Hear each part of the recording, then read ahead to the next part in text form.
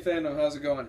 Today we are going to be talking about Marvel Now. Marvel Now was an initiative back around 2012 where basically Axel Alonso, who he has taken over as editor-in-chief, decided that, along with Marvel, what we're going to do is that we are going to start doing more number ones, and we are going to shuffle the deck. We're going to put writers and artists together on different books. We're going to take writers off certain books. We're going to put them here, and let's see what they can do. Let's see their talent on a new story, on a new character.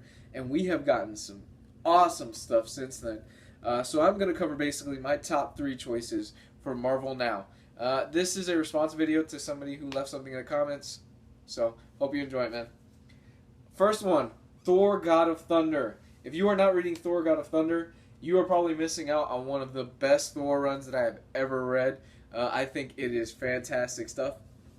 It is written by Jason Aaron. If you've ever seen Jason Aaron's stuff, he's done things like Scalped. He's done a run on X-Men, things like that. He's doing the huge Marvel event right now, Original Sin, which the ending ended today, and it was kind of a muddled mess. I didn't care for it.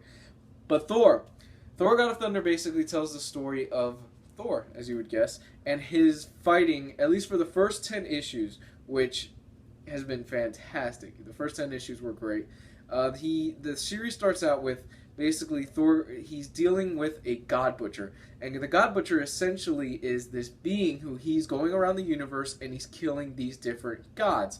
What his reasons are for killing those gods remains to be seen until about a little bit halfway through that run. And the motivation is, it's okay, it's serviceable for the God Butcher character, but Definitely pick this up. I enjoyed the hell out of it. What's interesting about this also is that Jason Aaron, he explores 3 different timelines of Thor, and each of those timelines, Thor has had to deal with the God Butcher. There's the young Thor who is brash. He's, rushes into fights real quick. He drinks. He's, very much a ladies' man. There's the middle-aged Thor who he's more grounded. He's more, honor and things like that, and he's the Thor we know right now from Avengers and things like that. And then there's Old King Thor, who is my personal favorite. Old King Thor is awesome. Old King Thor is basically just Thor like 700 years in the future. He's a broken god. He's missing an arm. Mjolnir's all cracked and stuff. It's so good. It's really cool. And basically the story culminates with these 3 Thors meeting together to fight off the God Butcher, because the God Butcher has enslaved 700 years in the future all these gods. It is awesome. I enjoyed it. I loved it. I really recommend you check it out. The art is done by Esad Ribic. If you have never seen the art on this, Esad Ribic was born to do Thor. This is metal as hell. I loved it. Check that out. Oh yeah, he's fighting a frost giant in that. So great. If you haven't picked it up, check it out. There is going to be an oversized hardcover that's coming out of the first 10 issues. That's just great. Pick that one up. With a caveat, hold on. There is a small event in the middle that has to deal with Malekith. I would actually say that's the 3rd trade. Skip the 3rd trade. That felt more of a thing where Jason Aaron, because of the movie Thor The Dark World was coming out, Jason Aaron was forced to write that story, and I didn't care for it too much. I think you could actually skip it. You'll be perfectly fine. Jump to trade 4. It flows perfectly fine. So, Thor God of Thunder. And my second pick, Daredevil. Daredevil by Mark Waid and Chris Samnee is beautiful. It's fantastic. I absolutely adore Mark Waid and Chris Samnee's Daredevil. If you've never picked it up, do so right away. Basically, the Marvel Now launch happens with Daredevil has outed himself out. I'm not going to give away the reason why he's outed himself out, but he can't be a lawyer anymore in New York due to certain circumstances, because in the past he's lied during when he's being accused, and so because of that, because he outed himself as Daredevil, he can only practice law in the state of California. Fast forward to a few months later, he's in California, he's starting a law practice, he's with, the Foggy and things like that, and The thing is that with Mark Waid's run, he really gets to the core of the character. If you've ever read Daredevil, you know that Daredevil is this dark and brooding character.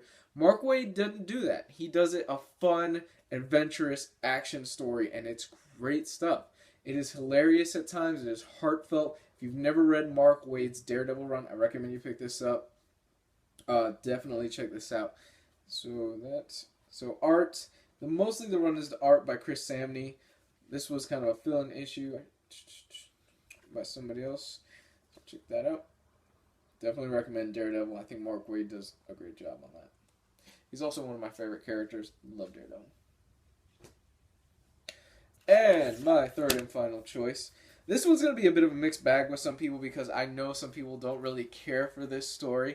But me being a huge fan of Uncanny X-Force, I had to go with Uncanny Avengers. Now, Uncanny Avengers, the whole reason why the Marvel Now initiative started was because during the Avengers vs. X-Men crossover, Professor Xavier died. He died at the hands of Scott Summers, who was possessed by the Phoenix Force. If you haven't read that, you should be perfectly fine just going in knowing that what I just told you. So what happens is that Captain America decides we need to put together a team of Avengers and X-Men so that they can be kind of a PR symbol. We can't kill. There's no killing on this team. And if you noticed, Wolverine's in the team as well. Wolverine has a huge part in this because he's Wolverine and because there are certain things that happen from Uncanny X-Force. If you read that event, you will get so much more out of this book that they spill into here. So it starts with basically Red Skull. The Red Skull has actually taken Charles Xavier's brain and has found a way to synthesize Charles Xavier's power. So the Red Skull is now this just super powered being. It's awesome. It's pretty cool stuff. And the first arc was art by John Cassaday. And John Cassaday's art is really good. The problem is Cassaday can't keep up with a consistent schedule. And eventually he got the boot. So they replace him with a more consistent artist, and I think this is one of the better runs of the series. So what we get here is, Red Skull coming into power, and also the birth of some of my favorite villains, the Apocalypse Twins. The Apocalypse Twins are awesome. They are really cool characters, and I think if you were looking for a story that you could jump in with just some of your favorite Avengers characters, and they cross over with X-Men, and it's dealing with the fallout of Avengers versus X-Men in a world where people are still paranoid of mutants, and this team is trying to change that. They are a PR team that's like, look, we can work together in this world. So definitely recommend you check this out. It's written by Rick Remender, one of my favorite writers. So, and that's all I got for you. I wanted to keep it short and simple. Comment, subscribe, let me know what you think. Bye.